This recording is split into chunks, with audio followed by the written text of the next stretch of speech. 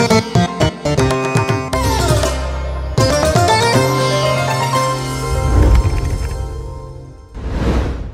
प्रिय माने प्रभु जीशु ख्रीष्टंक मधुमय नाम प्रत्येक को अभिनंदन ज्ञापन करुछि।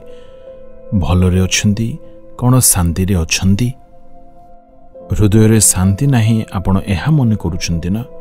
परमेश्वर आपण लोक माननकु सेमानको हृदय रे आपण शांति दान करंती। गीत संहिता 29 अध्यायर 11 पद टिके आमे माने पढ़िबा। सदाप्रभु आपण लोक माननकु बल देबे, सदाप्रभु आपण लोक माननकु शांति दे आशीर्वाद करिवे। प्रभुଙ୍କ हस्तरे बहुत आशीर्वाद रहिछि, उन्नति तांको ठारे अछि, से बल दियंती, से हमकु पथ देखाइ थांदे, से अनेक आशीर्वाद देइ थांदे। सबुठारु बड़ आशीर्वाद कोन जानंती? परमेश्वर हम माननको हृदय रे शांति दियंती। आज मनुष्य माने टंका धन पछरे पागल होइछंती। कोन पाए कोन बोली कहिले से माने कहउछंती हमकु शांति दरकार अछि। मनुष्य पद पदवी पछरे शांति पाई जाउछंती। बहुत दौड़ा दौड़ी करूछंती, पचारिले कोन कहउछंती? शांति दरकार, किंतु शांति नाही। प्रभुଙ୍କ लोक माने टंका रे धन रे केबे शांति मिले नाही। आपण केते दौड़ा दौड़ी करंतु ना, काहे वास्तव शांति आपण केउठारे पाइबे नाही। आपण आज टिके निज हृदय रे पचारि देखंतु, निजको पचारि देखंतु कोन शांति रहिछि। आपण चक्षु बंद करी हृदय रे हस्त रखी निजको टिके पचारंतु कोन जीवन रे आपण शांति रे रहि पारुचंती। सेही आशीर्वाद परमेश्वरको आडु मिलथाए। आमे माने टंका बल रे कौनसी वास्तव आशीर्वाद पाई परिबा नाही, ताहा परमेश्वर आम मानक प्रदान करिथांती। थरे मु उत्तर भारत रे सेवा निमंते जाइथिली। सेठारे किछि तांत्रिक लोक माने जीशुको ग्रहण करथिले। मु सेमानको एपरि पचारिली, तंत्र मंत्र रे लिप्त रहबा सेमानकर कर्तव्य। सेमानकर परिवार एही टंका द्वारा पोषण होइथाए, किंतु सेमाने जीशुको ग्रहण करिबा परे सेमाने एही कर्म छाडिछंदी।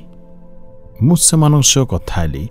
मोर भाषा सेमाने जानि पारुनांती कि बा सेमानक भाषा मु जानुनथिबार सकाशे एक अनुवादक को मो संगरे मु मझिरे रखिली।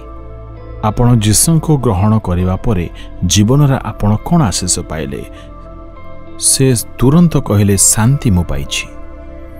एबे जाए मो जीवन रे केबे शांति पाइ नथिली। जीशुको ग्रहण करिबा मात्रके जीवन रे शांति कोन ताहा पाइ पारिछि। तंत्र मंत्र करी अनेक अर्थ अर्जन करिथिली, किंतु जीवन रे एक भय, एक धैर्य थिला, एक वास्तव शांति मो जीवन रे पाइ नथिली।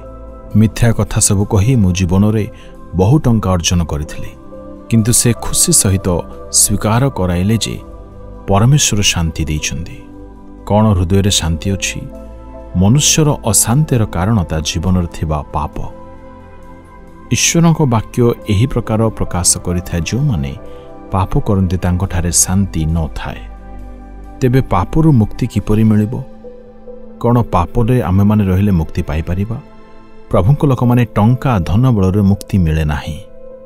सेही पापर क्षमा पाइबा निमंते रक्त झराइबा अनिवार्य अटे। मनुष्यर पापर प्रायश्चित निमंते रक्तर, पवित्र सूची रक्तर आवश्यकता। एई दुनिया रे काहारी रक्त सूची पवित्र नुहे। एथिबे पवित्र परमेश्वर मनुष्य बेसरे धरा पृष्ठक आसिले, पुणी से आपणार पवित्र निष्कलंक रक्त आम्भमानक पाप निमंते झराइले। मनुष्यर पाप निमंते से क्षमा को आनिले एवं मुक्ति प्रदान कले। एणु प्रभु जीशुଙ୍କ रक्त आम पाप सबको दूर को नहीं जाए, पुणी हृदय को सूची करिथाए। एथिबे प्रभु जीशु ख्रीष्ट क्रूसरे विध होई आम्भमानक निमंते समस्त रक्त झराई से आम्भमानकर शांति कर्ता रूपे स्थापित हेले। प्रभु जीशु कहले, मो आपण शांति तुमको दान करि जाउछि। आपण रात्रि रे सोइबा समय रे आपण लेके निजको परीक्षा करि देखंतु। प्रभुଙ୍କ लोक माने किछि लोक माने रात्रि समय रे भलरे सोइ पारंते नाही। जो माने प्रभु जीशु को आपणार त्राणकर्ता रूपे ग्रहण करूछन्ते से माने खुशी रे सोइ जानती। सेथिबे मो प्रभुଙ୍କୁ धन्यवाद दउछि। जदि आज आपणक हृदय रे शांति नाही, तेबे आपण निज जीवन को जीशुଙ୍କ निकट को नेकी आनंतु। हे प्रभु, मो निज निजको तुम निकट को आणुछि। मोर समस्त पाप को तुम रक्त रे तुमे धोई मते नुआ कर। मोर जीवन रे हृदय रे तुमे ईश्वर शांति दियो बोली मो प्रार्थना जीशुଙ୍କ नाम रे करूछि। आमेन, आमेन।